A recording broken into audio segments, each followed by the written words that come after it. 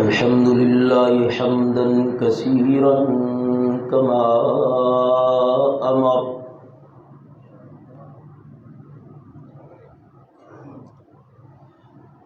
الذي خلق اللوح والقلم وعلم الإنسان ما لم يعلم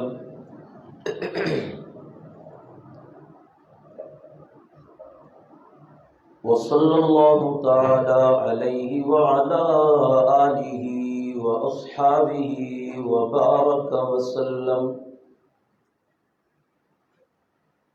ما نطق اللسان بمدحه ونسق القلم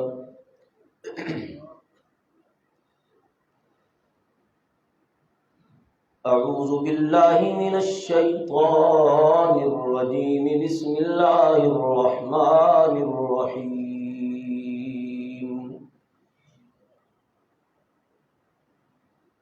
ما آتاكم الرسول فخذوه وما نهاكم عنه فانتهوا وقال تعالى في موضع آخر ولا يأمركم أن تتخذوا الملائكة والنبيين أربابا أيأمركم بالكفر بعد إذ أنتم مسلمون قال النبي صلى الله عليه وسلم لا يؤمن أحدكم حتى أكون أحب إليه من والده وولده والناس أجمعين سبحان ربك رب العزة عما يصفون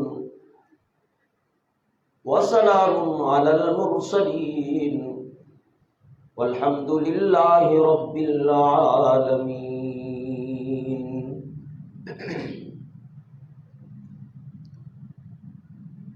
سر سے لے کر پاؤں تک تنویر ہی تنویر ہے جیسے منہ سے بولتا قرآن وہ تقریر ہے حسن مصطفیٰ کو دیکھ کر یہ سوچتی ہے دنیا وہ مصور کیسا ہوگا جس کی یہ تصویر ہے صحن چمن کو اپنی بہاروں پہ ناز تھا وہ آ گئے تو ساری بہاروں پہ چھا گئے حقیقت میں وہ لطف زندگی پایا نہیں کرتے جو یاد مصطفیٰ سے دل کو گرمایا نہیں کرتے موحد جو ہیں وہ غیر اللہ کے آگے نہیں جھکتے وہ پیشانی پہ داغ شرک لگوایا نہیں کرتے ادب شرط محبت ہے ادب بنیاد طاعت ہے جو محروم ادب ہیں وہ پھل پایا نہیں کرتے بوبکر و عمر عثمان و حیدر پھول ہے ان کے گلشن کے کہ ان کے پھول صحرا میں بھی مرجھایا نہیں کرتے. درود پاک پڑھیں. اللہم صلی اللہ علیہ وسلم.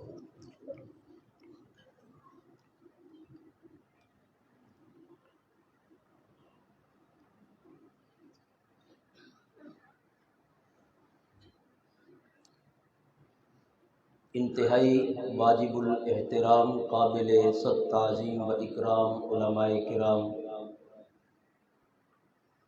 اور میرے غیور موحد مسلمان بھائیوں،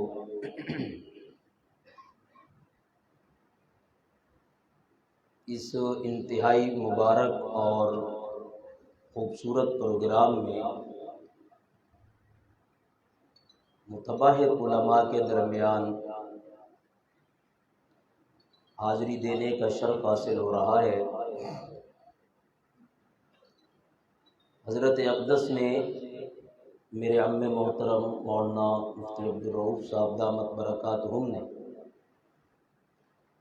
خوبصورت انداز میں بڑا خوبصورت پیغام آپ تک پہنچا دیا۔ اس کے بعد گفتگو کرنا یہ سورج کو چراغ دکھانے کے مترادف ہے، لیکن میں نے بھی چونکہ حاضری دینی، اب کورم تو پورا کرنا ہے۔ دعا فرمائیں اللہ سچ اور حق بیان کرنے کی توفیق عطا فرمائے۔ اللہ ہم سب کا یہاں جمع ہونا ہمارے لیے جنت میں دخول اولی کا سبب بنا دے۔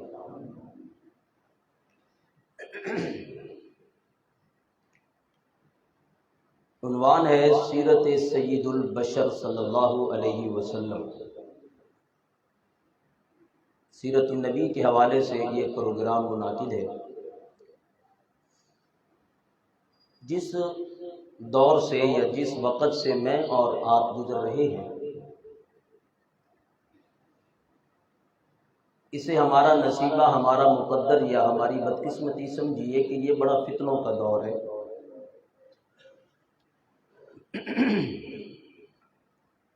یہاں ہر چیز کی حقیقت کو بدل دیا گیا ہے، سنت کو پیچھے کر دیا گیا، بدعت کو آگے کر دیا گیا،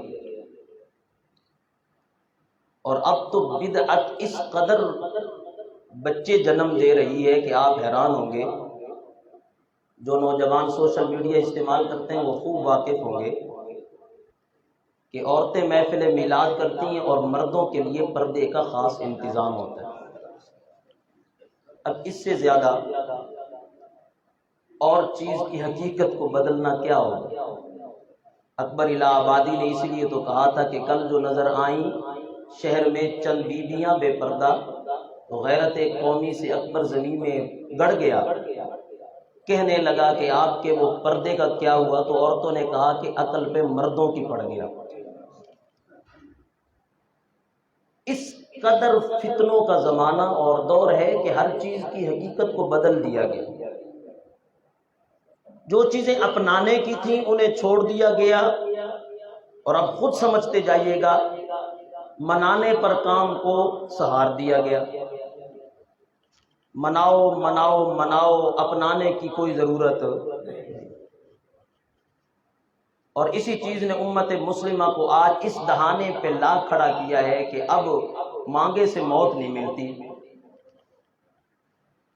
فاقے ہیں، ظلم ہے، ڈاکے ہیں، باپ بیٹے سے ناراض ہے، بیٹا باپ سے، اکٹھے بیٹھ کے کھانا کھانے پر تیار نہیں۔ اور مصلحین امت کی کیفیت بھی اسی فتنے کا شکار ہے۔ ہم ایک دوسرے کے ساتھ اٹھنے بیٹھنے پر تیار نہیں، بولنے پر تیار نہیں، بات کرنے پر تیار نہیں، اور پورے عالم کو فتنے نے اس قدر لپیٹ لیا ہے کہ اب ہم ہر خرافاتی چیز کو حقیقت سمجھتے ہیں اور حقیقی چیز کو پس پشت ڈال بیٹھے ہیں۔ اب آپ اسی مروجہ کیفیات کو لے لیجئے کہ آج کا جو دن ہمارا گزرا ہے، اس دن کے مطابق آپ دیکھ لیجئے کہ اس چیز کو سامنے رکھا گیا جس کا انکاری کوئی نہیں۔ کون ہے جو رسول اللہ صلی اللہ علیہ وسلم کی ولادت کا معاذ اللہ منکر ہے؟ کوئی کافر بھی نہیں ہے، کافر بھی۔ حضور کی روحانی ولادت کے منکر آپ کو بہت نظر آئیں گے، جو 40 سال بعد حضور کی ولادت ہوئی نبوت کی صورت میں، اس کے منکر آپ کو ضرور نظر آئیں گے، لیکن حضور کی جسمانی ولادت کا کوئی کافر بھی منکر کوئی نہیں۔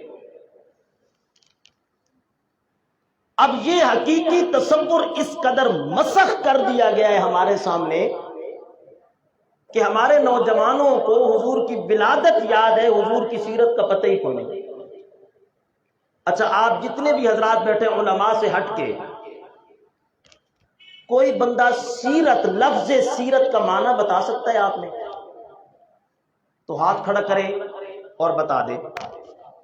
لفظ سیرت، اس کا معنی بتائیں کیا ہے؟ یہ اس وجہ سے کہ ہم نے بس مروجہ گفتگو سنی، بات سنی اور پھر نشستن خوردن برخاستن۔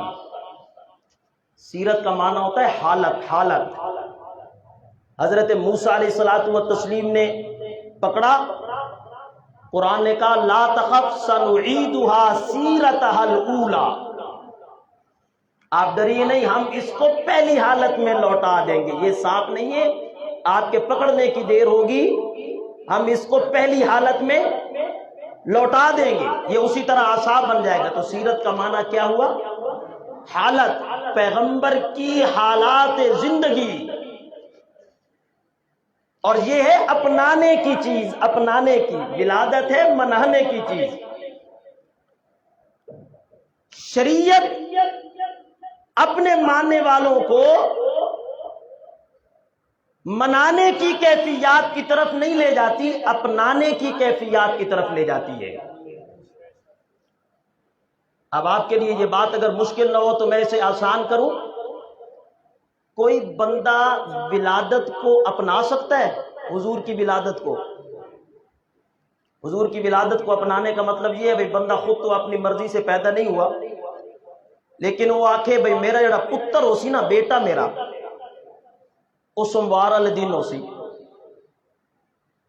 ربیع الاول دے مہینے چ ہو سی، تے صبح صادق دے وقت ہو سی۔ کوئی بندہ اس ولادت کو اپنا سکتا ہے؟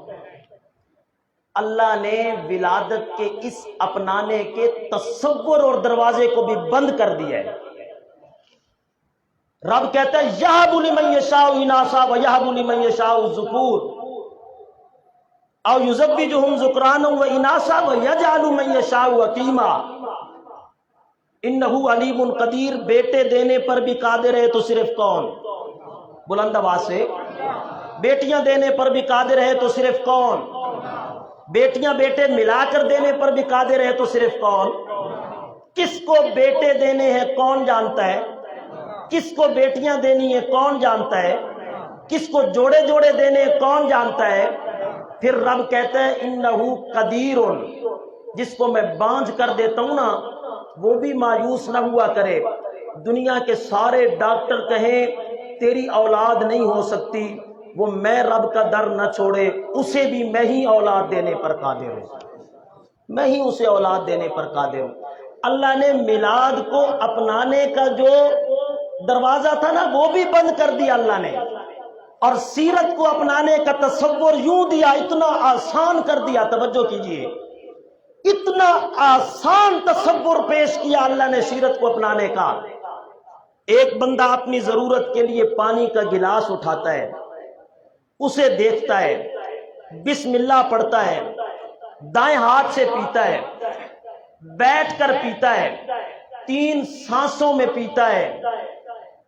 اللہ کے نبی فرماتے اس نے اپنی ضرورت کے لیے عمل کر دیا ہے، اللہ نے اسے میری سیرت کو اپنانے کا ثواب عطا کر دیا ہے۔ پھر منانے کی کیفیات تو بڑی پیچھے رہ جاتی ہے۔ اور کبھی یہ بھی آپ نے تصور کیا ہے، سن رکھا ہوگا آپ نے علماء سے، آپ میں سے اکثر جو بزرگ حضرات ہیں وہ تو واقف ہوں گے کہ یہی 12 وفات النبی کے عنوان سے معنون یہ دن ہوا کرتا تھا، اور 12 وفات النبی منائی جاتی تھی۔ چلیں یہ تصور چھوڑ دیجئے، با اختلاف روایات آج کے دن چلے میرے نبی کی پیدائش ہوئی، اس میں اختلاف ہے۔ اتفاق اس بات میں کہ آج کے دن میرے نبی کی کیا ہوئی؟ وفات ہوئی۔ آج کے دن میرے نبی کی کیا ہوئی؟ کبھی گہرے تصور میں بیٹھیے گا اور بیٹھ کر اپنے دل میں جگہ دیجئے گا کہ اللہ نے حضور کی ولادت اور وفات کا دن ایک ہی کیوں بنایا؟ کہ وہ ایک ہی دن اللہ نے اپنے نبی کو پیدا کیا اور پھر وفات کے لیے بھی وہی دن منتخب کیا۔ کبھی گہری نگاہوں سے دیکھیے گا تو میری یہ بات اپنے ذہن میں بٹھائیے گا، آپ کو انشاءاللہ سرور ملے گا کہ اللہ نے وفات کا دن بھی ولادت کا دن بھی ایک ہی دن کیوں بنا دیا؟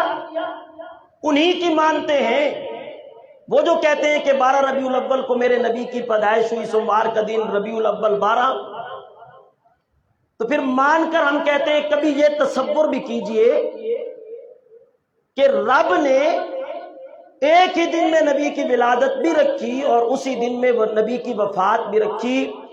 در حقیقت اللہ کی حکمت کی چکی گھوم رہی ہے، وہ علیم بذات الصدور ہے، سینوں کے رازوں کو جانتا ہے۔ وہ جانتا ہے کہ کبھی کوئی جشن منانے والے آئیں گے اور کبھی کوئی ماتم کرنے والے آئیں گے۔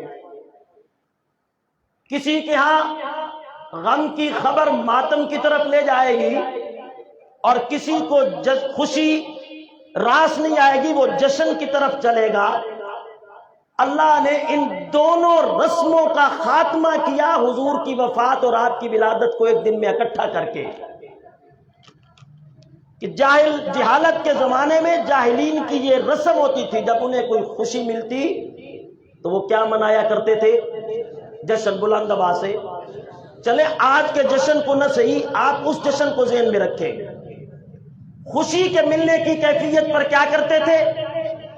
جشن مناتے تھے، اور کسی کی غم کی خبر ملتی تھی تو کیا کرتے تھے؟ ماتم کرتے تھے۔ اللہ نے اپنے نبی کو اسی دن پیدا کیا، اسی دن فوت کیا۔ اللہ نے کہا جسے غم کی خبر ملے وہ ماتم کی طرف نہ جائے اور حضور کی ولادت کو دیکھے، اور جسے حضور کی ولادت کی خبر ملے وہ ماتم کی طرف نہ جائے، حضور کی ولادت کی خوشی کو دیکھے۔ آپ کی ولادت کی خوشی ماتم نہیں کرنے دیتی اور آپ کی وفات کا غم جشن نہیں منانے دیتا۔ دونوں کو ختم کر کے پروردگار دو عالم نے رسول اللہ کے ذریعے سے امت کو صبر اور شکر عطا فرما دیا کہ جسے کوئی خوشی مل جائے اس پر کیا ادا کیا کرے؟ اللہ کا شکر ادا کیا کرے، اور جسے کوئی غم مل جائے وہ کس کے نام پہ صبر کیا کرے؟ کہ صابر اور شاکر دونوں کے لیے اللہ نے جنت کا وعدہ کیا ہے۔ اب یہ تصور اپنے ذہن میں بٹھائیے اور پھر میرے نبی کی زندگی کو دیکھیے، پھر رسول اللہ صلی اللہ علیہ وسلم کے حالات کو دیکھیے۔ اس قدر کامل، اکمل، مکمل حالات زندگی اور اس قدر کامل، اکمل، مکمل پیغمبر، یقین جانیے انسانی عقل دنگ رہ جاتی ہے۔ اب دنیا میں انسان معاشرے میں کس قدر پھیلے ہوئے انسان ہیں، جن کی تہذیبیں مختلف ہیں، ثقافتیں مختلف ہیں، مزاج مختلف ہیں، صبح اور مزاج ہے، شام کو اور مزاج ہے، سردیوں کا اور مزاج ہے، گرمیوں کا اور مزاج ہے۔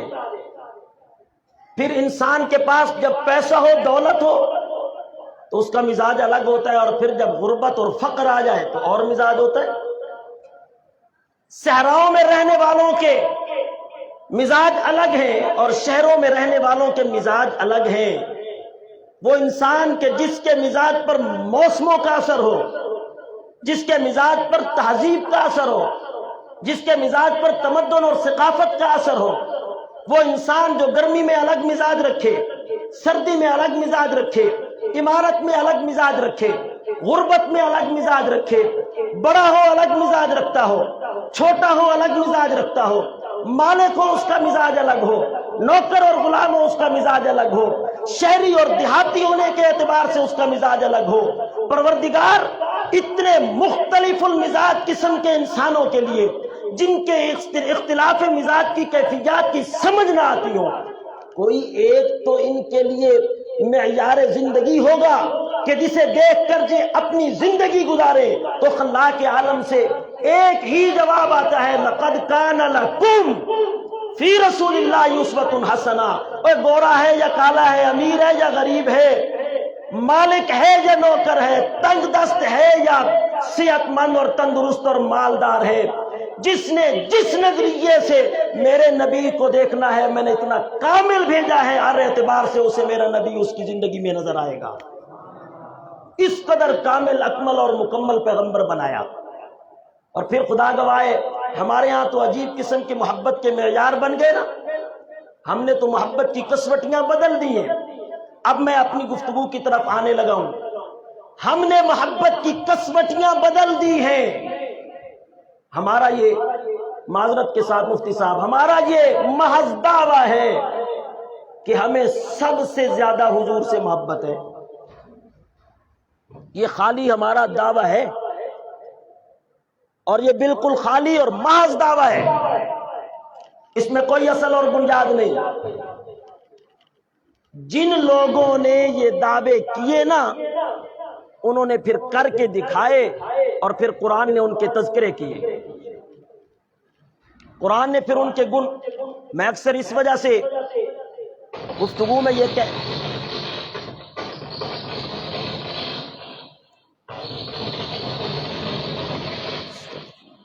درود پاک پڑھو جی، درود پاک، اللہم صلی اللہ علیہ وسلم۔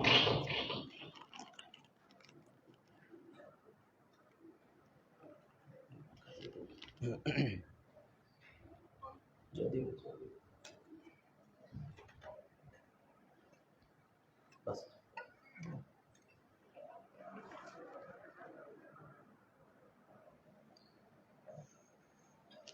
توجہ کیجئے، میں اکثر گفتگو میں یہ کہا کرتا ہوں کہ اللہ کی طرف سے رضا کے سرٹیفکیٹ صحابہ کو یوں نہیں مل گئے کہ رب انہیں اپنی جماعت کہتا ہے، رب انہیں کامیاب کہتا ہے، رب کہتا ہے ایمان لانا ہے تو انہی کی طرح لاؤ، یوں نہیں مل گئے۔ انہوں نے جو کہا کر کے دکھایا، اور محبت کے خالی دعوے نہیں کیے۔ مقابلے میں چاہے والد کیوں نہیں آ گیا، اولاد کیوں نہیں آ گئی، باپ کیوں نہیں آ گیا، پورا خاندان کیوں نہیں آ گیا، انہوں نے یہ کہہ کر دکھایا کہ حضور کی محبت وہ نشہ ہے جسے دنیا کی کوئی تلخی نہیں اتار سکتی۔ حضور کی محبت کے نشے کو دنیا کی کوئی ترش چیز مٹا نہیں سکتی۔ آئیے ذرا قرآن مقدس کی طرف پوچھتے ہیں کہ وہ اپنے دعوے میں مخلص تھے یا خالی دعوے دار تھے ہماری طرح۔ غزوہ بنی مستلق سے واپسی پر رحمت للعالمین صلی اللہ علیہ وسلم کے دو صحابہ، پانی کی کمی ہوا کرتی تھی، اتنی آسانی سے پانی میسر نہیں ہوتا تھا، لیکن کبھی کبھی انہیں ایسا پانی بھی میسر آتا تھا، خدا گواہ ہے کہ رحمت للعالمین صلی اللہ علیہ وسلم کے قدموں میں صحابہ نے آ کر عرض کیا، یا رسول اللہ غزوہ خندق ہے اور پانی نہیں ہے۔ اب پوچھنے والا آپ سے کوئی پوچھے نا کہ دنیا میں سب سے قیمتی پانی کون سا پانی ہے، تو آپ اور میرے ذہن میں کیا آتا ہے؟ بولیے، زمزم کا پانی، جو ایڑیاں رگڑی میرے بابا اسماعیل نے، اللہ نے زمین سے پانی کو جاری کیا، ایڑیاں رگڑی اور پانی کہاں سے جاری ہوا؟ لیکن اس سے بھی قیمتی وہ پانی ہے، میں آپ کو لے کر جاؤں۔ غزوہ خندق کے موقع پر صحابہ کے عرض کرنے لگے، یا رسول اللہ پانی کوئی نہیں۔ اللہ کے نبی نے فرمایا اکٹھا کر کے لے آؤ، مشکیزیں نچوڑے، برتن میں پانی کو اکٹھا کیا، رحمت للعالمین کے قدموں میں پہنچایا۔ اللہ کے پیغمبر نے بسم اللہ الرحمن الرحیم، کس کا نام لے کر؟ بلند آواز سے، اللہ کی وحدانیت کے درس کو بھی مت چھوڑیے، کس کا نام لے کر؟ اللہ کا نام لے کر رحمت للعالمین پیغمبر نے اپنی انگلیوں کو برتن میں ڈالا، ڈالنے کی دیر تھی، اللہ نے انگلیوں سے پانی کے چشمے جاری کر دیے۔ ہزاروں زمزم ہو رحمت للعالمین کی انگلیوں سے جاری ہونے والے اس پانی کا مقابلہ کر سکتے؟ وہ تو ایڑیاں رگڑی، پانی زمین سے نکلا، یہاں تو اللہ نے انگلیوں سے پانی کے چشمے جاری کر دیے۔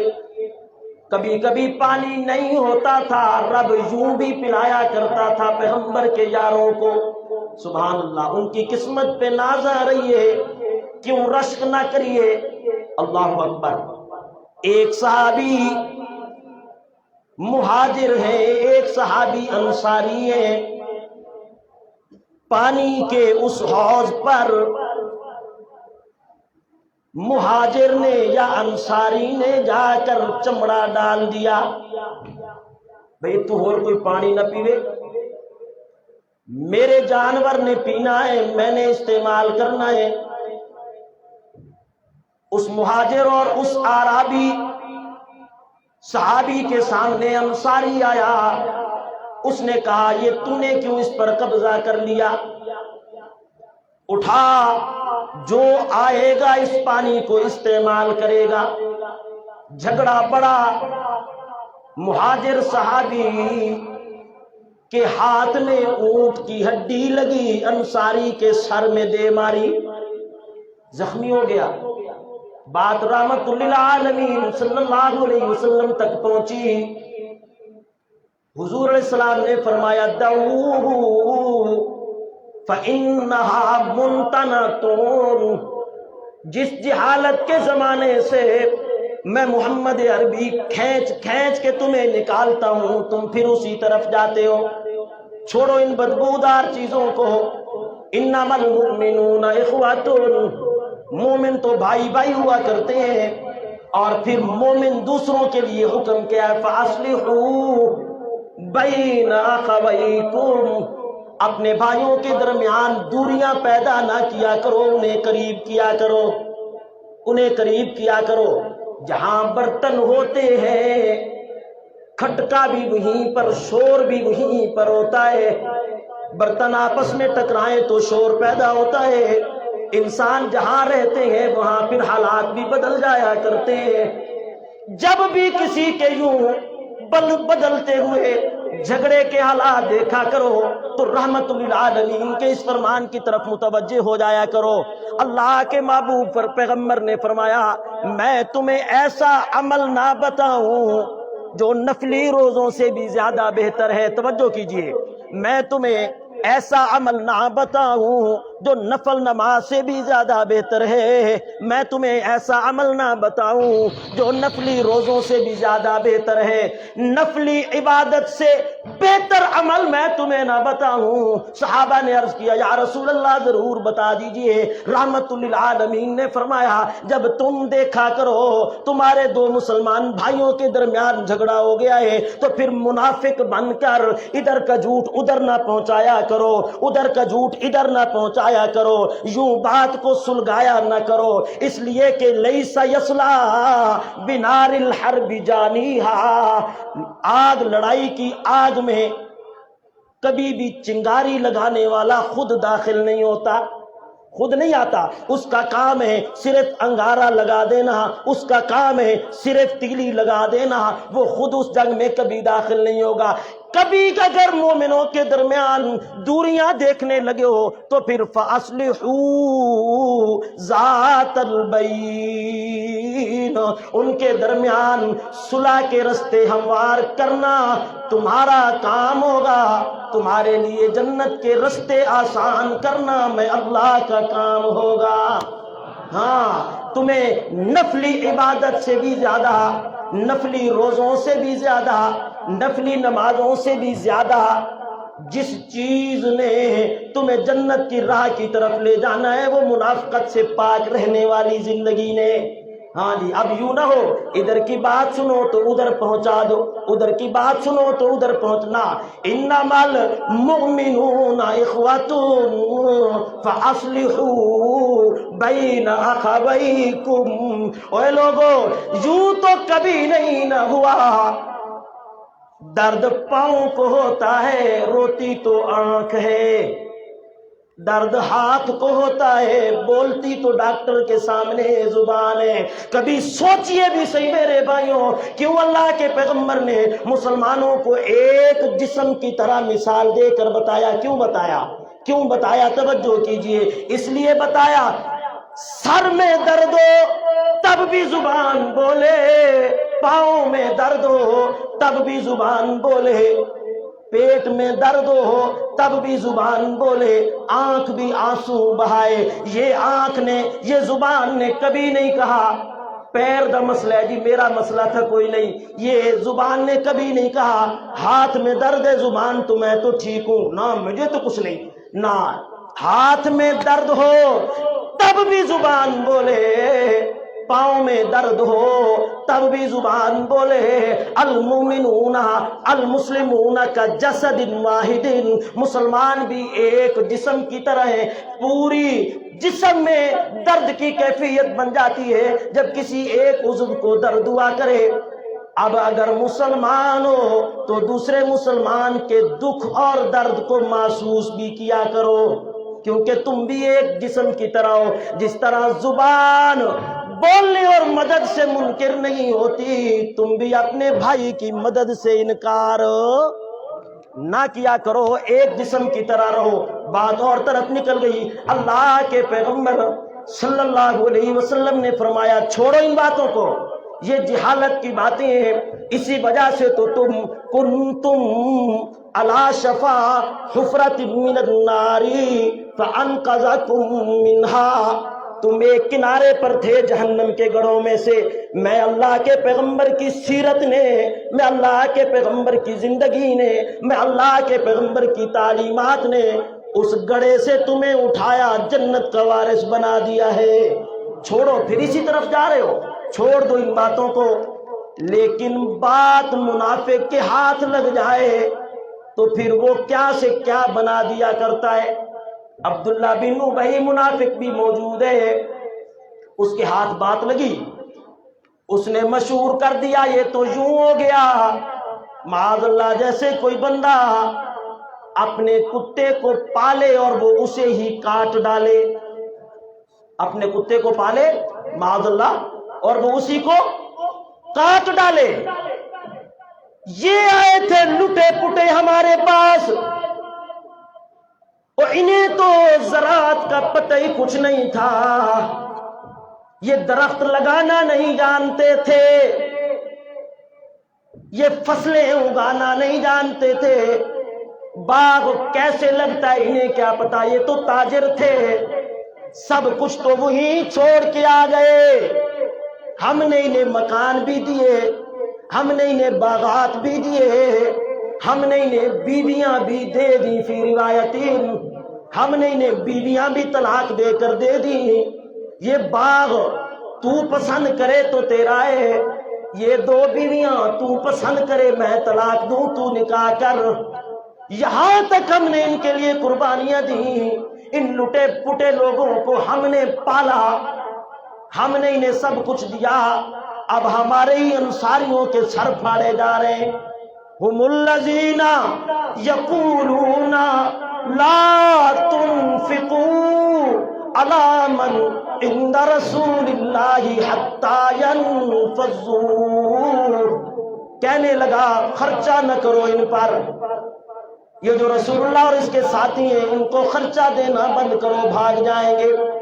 اب بھی مالدار اور چودھری ناراضگی مار، صرف مسئلہ بات سمجھانے کے لیے، پانچوں انگلیاں برابر نہیں ہوتی، لیکن اکثر مالدار کا ذہن یہ ہوا کرتا ہے کہ وہ خدا بن جاتا ہے، اس کے تصور میں دنیا کی قیمت ان فقیروں سے زیادہ ہو جاتی ہے جو اللہ کے نام لیوا بیٹھے ہوئے چٹائیوں پر۔ خدا کی قسم یقین مانیے، اگر حقیقی تصور اپنے دل میں بٹھائیے تو رب نے دنیا انہی کے لیے قائم کر رکھی ہے، ورنہ جن فتنوں کے زمانے سے میں اور آپ گزر رہے ہیں کب کی ہماری بستیاں الٹی ہو جاتی۔ یہ جو صبح سے لے کر شام تک اللہ کا نام پکارتے رہتے ہیں انہی کی وجہ سے قائم ہے، اور عزتیں بھی اللہ نے ہمیں انہی کی وجہ سے دی ہیں۔ یہ چٹائیوں پر بیٹھ کر اللہ کا نام لینے والے تو انہیں حقارت کی نگاہوں سے نہ دیکھا کیجیے، اور نہ اس حقارت کے تصور کو دل میں دگا دیجیے، خدا گواہ ہے تباہ ہو جائیں گے۔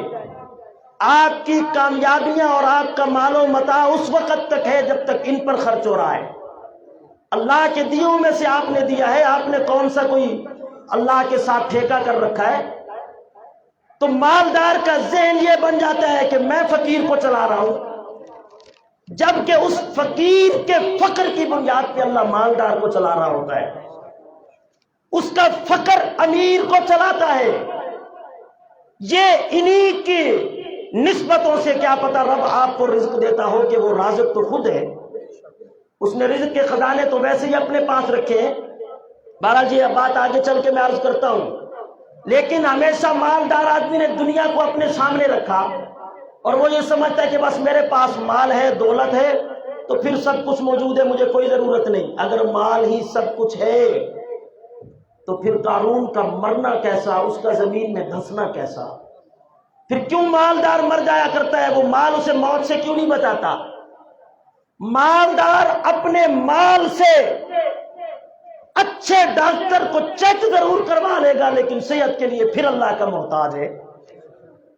مالدار اپنے آرام کے لیے اچھا بیڈ، مخمل کی چادر اور خوبصورت گدا تو خریدے گا، سونے کے لیے تو پھر اس کی رحمتوں کا محتاج ہے۔ مالدار اپنی بیٹی کے جہیز میں سونے کے کنگن، کیا کنگنوں سے لاد دے اپنی بیٹی کو، لیکن اس کے اچھے نصیبوں کے لیے پھر بھی تو اللہ کا محتاج ہے۔ اور یہ بھی یاد رکھ لیجئے، بات سے بات نکلتی ہے، کبھی بھی مال کو دین پر فوقیت نہ دیجیے گا۔ خدا گواہ ہے، کبھی بھی مال کو دین پر، چار حیثیتوں سے شادی کی جاتی ہے، مال کی وجہ سے، جمال کی وجہ سے، حسب کی وجہ سے، دین کی وجہ سے۔ اللہ کے نبی نے فرمایا فَاظْفُرْ بِذَاتِ الدِّينِ، دین کی وجہ سے تو اوپر رہا کر، یہ رسول اللہ نے ضرور فرمایا۔ نسبتیں چاروں ہیں، لیکن کبھی آپ مال کو دین پر، اب ہمارے یہاں یہ بھی الٹی گنگا ہے، بندہ عورت شرابی، زانی، چور، راشی، رشوت خور، لیکن اس کے پاس اپنی گاڑی ہو، اس کے پاس اپنا بنگلہ ہو، اس کے پاس اپنی زمینیں ہو، اپنی جائیدادیں ہو، تو دیندار سے دیندار گھرانہ بھی کیا کہے گا؟ کوئی نہیں جی، اللہ شادی تو بعد ہدایت عطا فرمائے سی۔ کہتے ہیں کہ نہیں کہتے؟ اللہ شادی کے بعد کیا دے دے گا؟ ہدایت دے دے گا رب۔ اور اس کے مقابلے میں حافظ قرآن ہو، جس کے پاس کائنات کی سب سے بڑی دولت قرآن کی صورت میں ہے، لیکن ایک ٹائم کھانے کا ہے، ایک ٹائم نہیں ہے، عزت سے کچھ نہ کچھ دینے پر قادر ضرور ہے کہ رب اسے بھوکا تو اسے بھی نہیں سلاتا، لیکن مال کوئی نہیں، دولت کوئی نہیں، دنیا کوئی نہیں۔ اس کے مقابلے میں مالدار جو زانی ہے، شرابی ہے، چرسی بھنگی ہے، لیکن اس کے پاس دولت ہے، اسے اس پر ترجیح دیں گے، کیا کہہ کر؟ اللہ شادی تو بعد ہدایت دے سی۔ یہ کیوں بھول جاتے ہیں؟ جو رب شادی کے بعد بے ہدایتے کو ہدایت دینے پر قادر ہے، وہ غریب کو امیر کرنے پر قادر نہیں ہے۔ اور اس نے یہ تو وعدہ ہی نہیں کیا کہ جو پہلے بے ہدایت ہو اسی میں اس نے ہدایت دے سا، نہیں، اس نے وعدہ یہ کیا ان یکونوا فقراء یغنیہم اللہ من فضلہ، اگر وہ پہلے فقیر ہوں گے، دیندار گھروں میں شادی کرو، میں اللہ اپنے فضل سے غنی کر دوں گا۔ ہمیشہ دین کو اپنے سامنے رکھیے۔ تو چودھری اور وڈیروں کا ذہن یہ ہوتا ہے کہ بھائی ہم انہیں چلا رہے ہیں، ہمارے تصور سے یہ چلتے ہیں۔ یہ اس وقت کے چودھریوں کا بھی یہی کام تھا، ان کا بھی یہی نظریہ اور نظر و فکر تھی۔ اس کو کیا پتا کہ یہاں گردنیں اڑ جائیں گی، محمد کے یار اس سے جدا نہیں ہوں گے۔ خدا کی قسم، یہاں تو سودا ہی جان کا لے کر آئے۔ لا تنفقوا علی من عند رسول اللہ حتی ینفضوا، چھوڑ دو ان کو، بھگاؤ ان کو، ان پر خرچہ نہ کرو۔ دوسری بات اس نے کی لئن رجعنا الی المدینۃ لَيُخْرِجَنَّ الْأَعَزُّ مِنْهَا الْأَذَلَّ، معاذ اللہ، ہم ہیں بڑی عزتوں والے، رسول اللہ اور اس کے ساتھی بے عزت ہے معاذ اللہ، ہم عزت والے مدینہ پہنچ کر ان کو باہر نکال دیں گے، جائیں جہاں مرضی جائیں۔ منافقین میں یہ بات ہو گئی، ابن ارقم حضرت زید بالکل چھوٹے،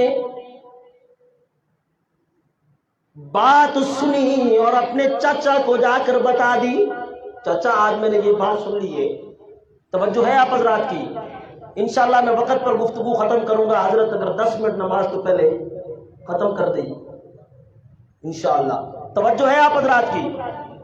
جا کے چچا کو بتایا، چچا جان عبداللہ بن ابی منافق نے یہ باتیں کی ہیں، ان کا خرچہ بند کرو، یہ خود بھاگ جائیں گے، ہم عزت والے ہیں معاذ اللہ اور یہ بے عزت لوگ ہیں، اذل ہیں، اللہ حفاظت فرمائے، نکال دو ان کو، نکال دو، ہم نکالیں گے وہاں جا کے۔ چچا نے عبداللہ بن ابی سے بات کی، وہ انکار کر گیا۔ پھر ذہن میں چاچا کے تصور میں یہ بات آئی کہ میں خود کیوں پوچھ رہا ہوں، جا کے رسول اللہ کو بتاؤں۔ صلی اللہ علیہ وسلم اللہ کے پیغمبر کے پاس پہنچے اور حضور کو جا کر عرض کیا، یا رسول اللہ زید میرے بھتیجے نے یہ باتیں خود سنی ہیں، عبداللہ بن ابی منافق نے یہ باتیں کی ہیں، رحمت للعالمین پیغمبر نے بلا کر عبداللہ بن ابی سے بات کی۔ قسمیں تو کوئی منافقین سے سیکھے، حلف اٹھا لیے، جھوٹ بول دیا، اللہ کی قسم میں نے یہ بات نہیں کی۔ رحمت للعالمین پیغمبر نے، شفیقوں کے شفیق پیغمبر، اللہ اکبر، دل ہی یوں اللہ نے اپنے پیغمبر کا نرم بنایا نا، یوں رحمت کے جس نے ہیں دریا بہائے، دل ان کے بھی جیتے جو سر لینے آئے، یوں بندہ نوازی کے جوہر دکھائے کہ خود کھائے جو اور جواہر لٹائے، خوشی اپنی غیروں کے غم میں بھلا دی، دیا درد جس نے اسے بھی دعا دی۔ اتنے شفیق پیغمبر، سادہ کا رسول اللہ صلی اللہ علیہ وسلم عبداللہ، اللہ کے پیغمبر نے عبداللہ کو سچا قرار دیا، وَكَذَبَنِي، مجھے جھوٹا قرار دے دیا۔ اللہ اکبر، یہاں روک کے اپنے ایمان کا اظہار کیجئے۔ اللہ کے پیغمبر کو اگر علم ہوتا کہ عبداللہ جھوٹا ہے زید سچا ہے، کبھی اللہ کے پیغمبر یہ فیصلہ فرماتے؟ بلند آواز سے کبھی یہ فیصلہ نہ فرماتے۔ حضور کا یہ فیصلہ فرمانا مور ہے، لا یعلم من فی السماوات والارض الغیب الا اللہ، زمین و آسمان میں غیب کے رازوں سے کون واقف ہے؟ جنہیں تم پکار رہے ہو، ما یشعرون ایان یبعثون، انہیں تو خود ہی نہیں پتا اٹھائے کب جائیں گے، اٹھانا چھوڑو۔ من اضل ممن یدعو من دون اللہ من لا یستجیب له الی یوم القیامہ، سب سے بڑا گمراہ وہ شخص ہے جو غیر اللہ کو پکارے، اللہ آج نہیں سنیں گے کل سنیں گے، کل نہیں سنیں گے پرسوں سنیں گے، پرسوں نہیں سنیں گے سال پکاریں گے تب سنیں گے۔ اللہ فرماتے ہیں سال نہیں، زندگی کے سارے سال، قیامت تک تو پکارنا تیرا کام، نہ سننا ان کا کام۔ اور یہاں میری سن کہ مجھے پکارنا تیرا کام، سننا بھی میرا کام، تیری ضرورت کو پورا کرنا بھی میں اللہ کا کام۔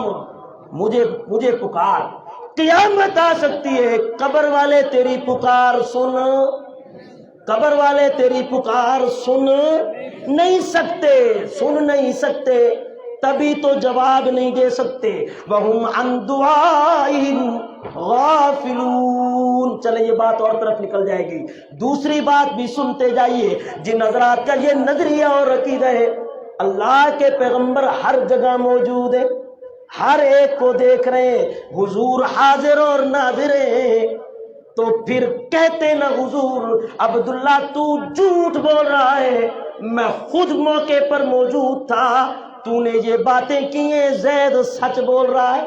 نہیں کی، مہر لگائی، لا تعملون من عمل الا كنا علیکم شہودا اذ تفیضون فیہ۔ ہر جگہ حاضر اور ناظر بھی کون ہے؟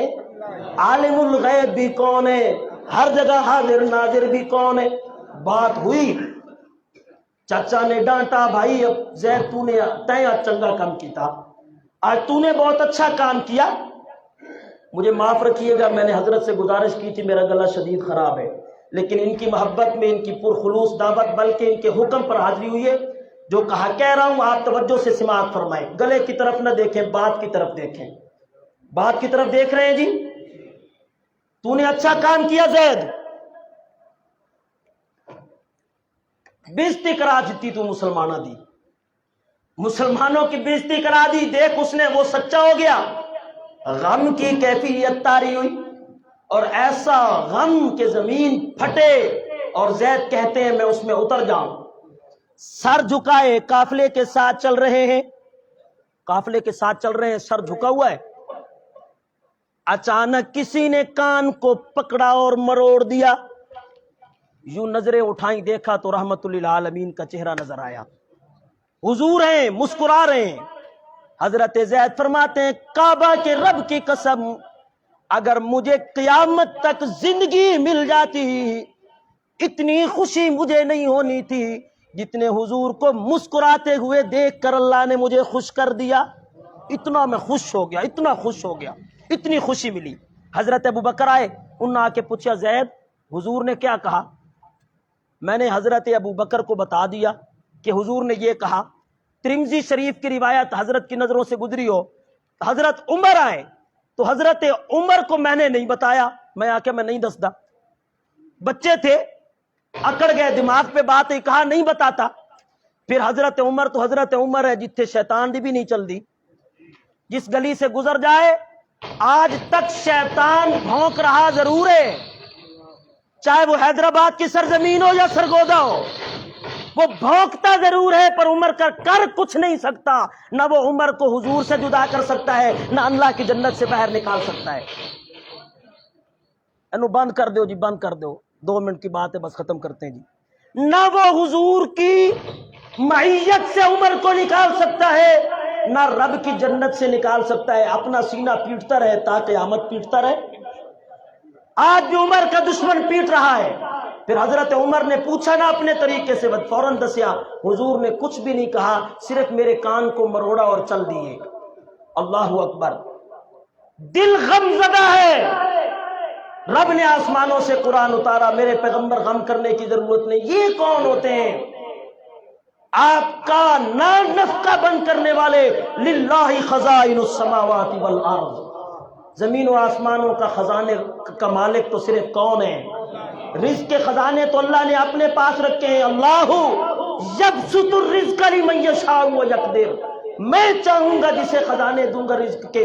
منافقین کی باتوں کو چھوڑیے، اور یہ کہتے ہیں کہ ہم عزت والے، یاد رکھو للہ العزت ولرسولہ وللمؤمنین، اللہ نے عزت رسول اللہ اور مومنین کی قسمت کے ساتھ باندھ دیے، باندھ دیے۔ جو مومن رسول اللہ کا مطیع اور فرما بردار ہوگا، عزت کے تاجوں کا مالک بھی وہی ہوگا، خزانوں کا مالک بھی اللہ ہے۔ ان کے خزانوں کی پرواہ نہیں کرنا۔ ہم میوے جات آپ کے لیے حلال کر کے بیٹھے، باغ ہم نے آپ کے لیے حلال کر دیے، جانوروں کا گوشت آپ کے لیے حلال کر دیا ہے، جانوروں کا دودھ آپ کے لیے حلال کر دیا ہے۔ میرے پیغمبر جب یہ بند کروں گا تو جنت کی نعمتیں آپ کے لیے حلال کر دوں گا، مجھ سے کون پوچھنے والا؟ اور پھر عزت بھی آپ کے لیے۔ اب خالی خولی دعویٰ نہیں، محب رسول کا کام ہے کہ مقابلے میں جو بھی آئے اسے پسے پشت ڈالے، رسول اللہ کو سامنے رکھے۔ اللہ اپنی قدرتوں کا مالک ہے، وہ زندہ سے مردہ کو نکالے، مردہ کو زندہ سے نکالے، ابراہیم کو آزر سے پیدا کرے اور نوح سے کنعان پیدا کرے۔ رب سے کون پوچھنے والا؟ اسی عبداللہ بن ابی منافق کا مخلص مومن بیٹا बाब मदीना पे तलवार लेके खड़ा हो गया। या रसूल अल्लाह, हम बड़े गैरतमंद लोग हैं, मुझे इजाजत दीजिए कि मेरे बाबा की जुबान से ये लफ्ज निकले, मैं उसका सर कलम करके लाऊं, आपके कदमों में डालूं। और रसूलुल्लाह की हिकमतों ने, मसलियतों ने इजाजत नहीं दी। हुजूर ने फरमाया, दुनिया क्या कहेगी, जो इसके साथ चलते हैं उनका सर भी कलम कर दिया जाता है। मसलिहत के पर्दे अपने ऊपर जरूर सामने रखने चाहिए। जमाने में हिकमत के साथ चलना चाहिए, अंधेर नगरी नहीं होनी चाहिए। उदु इला सबील रब्बिका बिल हिकमा वल मौइज़तिल हसना वजादिलहुम बिल्लती यासन। मसलियत के तकाजे जरूर सामने रखने चाहिए, वक़्त को भी सामने रखना चाहिए। हुजूर सल्लल्लाहु ने फरमाया, अब ये मसलियत इसकी इजाजत नहीं देती, और मैं बाप को बेटे से जोड़ने आया हूं, तोड़ने नहीं आया हूं। इसके बावजूद वो मुखलिस बेटा खड़ा हुआ और उस वक्त तक अपने बाबा को मदीना में दाखिल नहीं होने दिया जब तक उसकी जुबान से ये न कहलवाया कि हम बेइज्जत हैं, इज्जत वाले मोहम्मद और उसके यार हैं सल्लल्लाहु अलैहि वसल्लम। तो मैं अर्ज कर रहा था मेरे भाइयों, हर चीज की हकीकत को बदल दिया गया है। अब मोहब्बत के मेयारों को भी बदल दिया गया है। ये खाली खूली नारे, ये झंडियां, ये घर का रोशन करना, ये चरागा करना, अब इसी को मोहब्बत का मेयार समझा गया है। रिश्वत खाई जाओ, घर नू सजाई जाओ, धोखे किए जाओ, घर को रोशन कर दो, झूठ बोलो, घर में चरागा करो, और तुम्हारे लिए सारी साल की रिश्वतें भी हलाल है, तुम्हारे लिए धोखे भी हलाल है, तुम्हारे लिए झूठ भी हलाल है। नहीं, हुजूर की मोहब्बत का दम भरने वाला सारी कायनात को पीछे रखेगा, मेरे नबी की सीरत को आगे रखेगा। अल्लाह ताला से दुआ है, जो कहा गया सुना गया, अल्लाह अमल करने की तौफीक अता फरमाए।